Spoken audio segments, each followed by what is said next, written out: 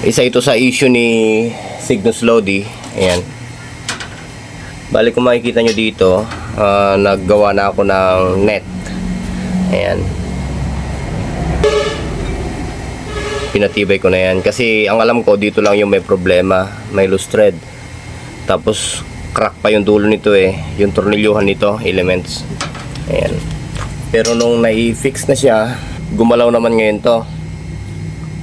Yun pala ay putol din si eto. Crack din pala siya oh. Bali ibinalik lang pala to. Ito pala yung kasama din na naputol o na nag-crack. Ayan oh. Ayan yung kaputol niya oh. Bukod pa yung nandito. Yun nga yung tornilyuhan nito.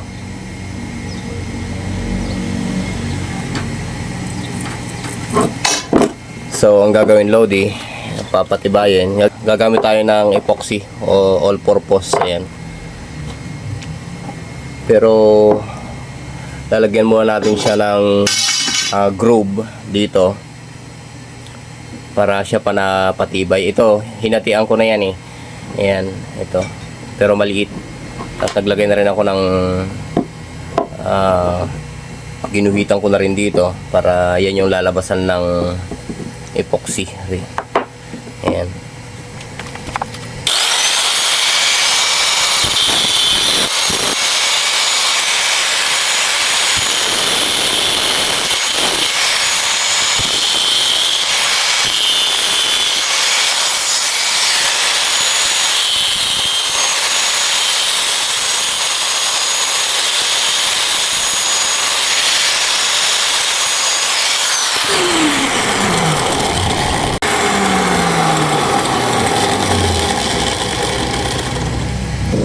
Baka tatanungin nyo Lodi kung para saan to. Ayan. Para pag naglagay tayo ng epoxy ay hindi pumasok sa loob. Ito. Para malinis pa rin yung sisiksikan o pwesto ni loading coil. Ayan. Pag nilagay mo kasi yan dito, ilalagay mo rin yung loading coil saka mo ititread yun. Ang iniiwasan natin dito ay yung makargahan ng epoxy yung loob nito. Ayan. Tapos yung loob din nito. Kasi pagka tumigas yung epoxy, nahirapan na tayo magpasok ng loading coil. Kaya gumawa tayo ng ganyan guide. Okay, dito natin lalagay yan.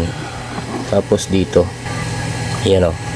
Pagka natuyo naman yan, huhugutin din natin yon. Ito, yung plastic. Yan o. Yan, huhugutin din natin to. Hindi natin iiwan dito yan. Kasi nga hindi napapasok yung loading pagka mayroon to. Okay.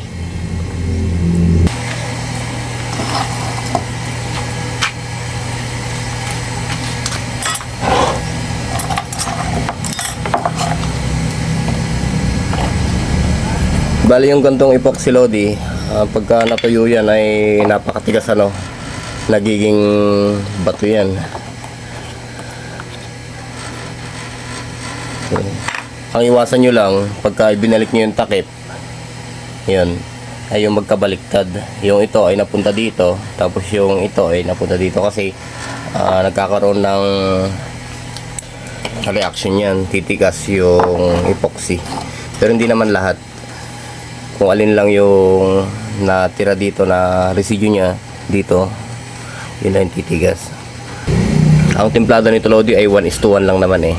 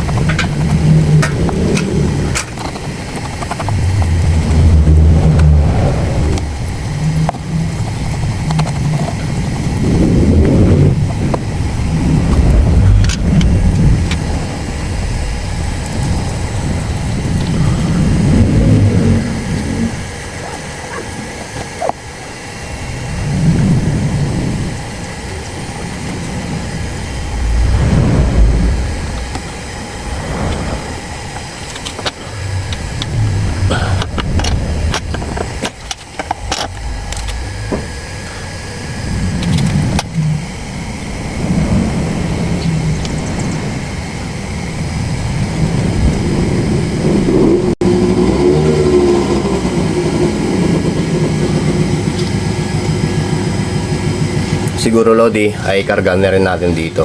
Ayan.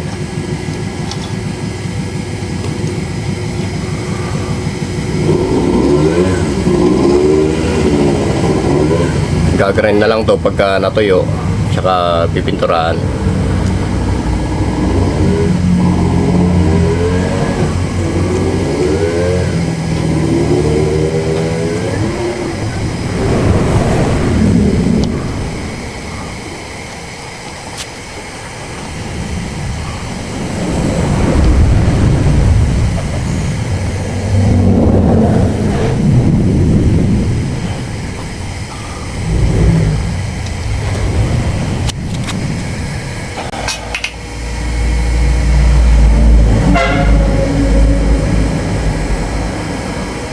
Check lang natin yung siniksik natin Lodi. Kailangan nagalaw din yun.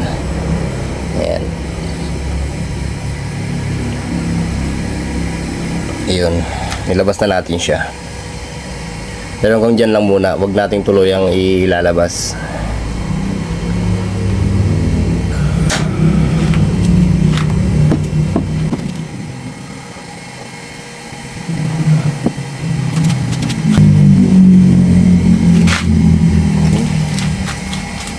Bali, pagka ganyang lagay Lodi, pwede na siyang patuyuin. Pero obserbahan nyo din yan. Pagka binilad nyo siya o pinatuyo nyo, ay nakaganyan na lang lagi steady niya. Binabali-baliktad din yan kasi nga, ayan o, bumababa yan yung epoxy habang basa pa yan, bumababa yan, ayan o, nagme-melt. Kaya obserbahan nyo rin. Bago-baguhin nyo yung posisyon niya. Okay?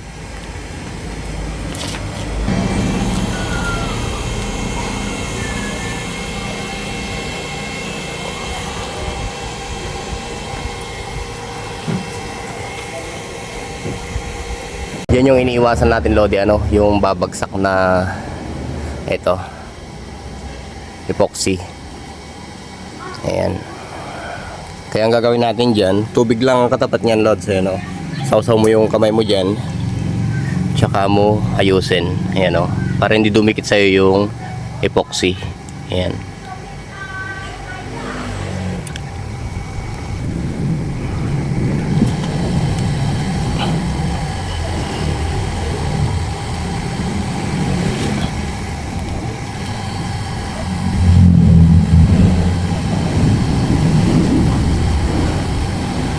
Mas maganda Lodi, habang malambot pa siya ay inaayos mo na sa forma para madaling i-grind.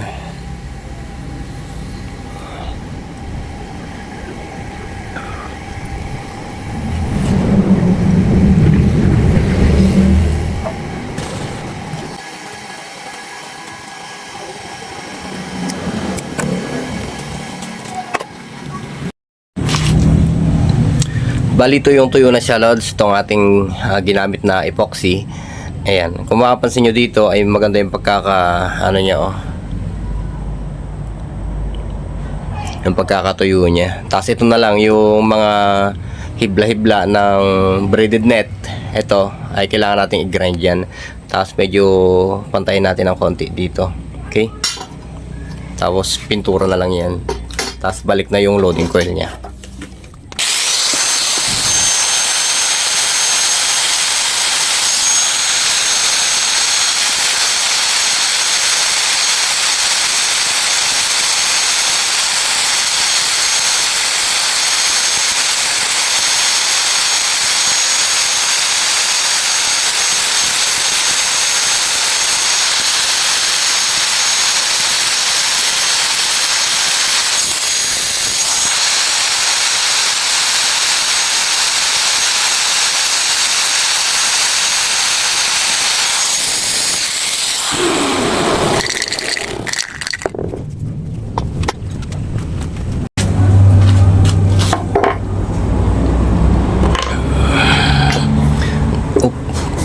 Yun.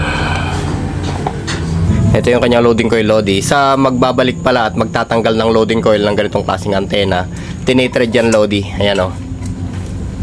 Ayan. Huwag nyo i-attempt Lodi na huhugutin yan pagka wala na yung lock dito na Allen wrench. Pagka hinugot nyo kasi yan, masisira yung kanyang coil. Ayan o. May iwan ito sa thread dito. Tapos hihiwala ito yung kanyang coil. Okay? Kaya tinitread lang yan, lods. Ayan o.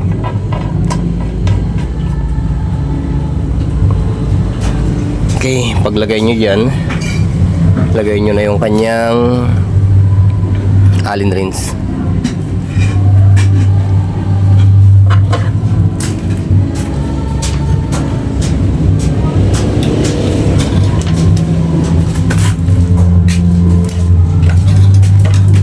Okay.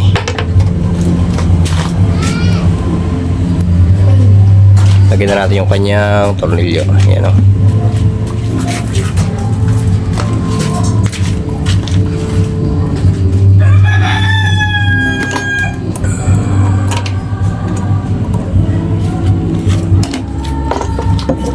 Bali, nasa sa inyo naman na yan, Lodi, kung gusto nyo pinturahan o hindi na. Pwede namang hindi, pwedeng kargahan. Yan o.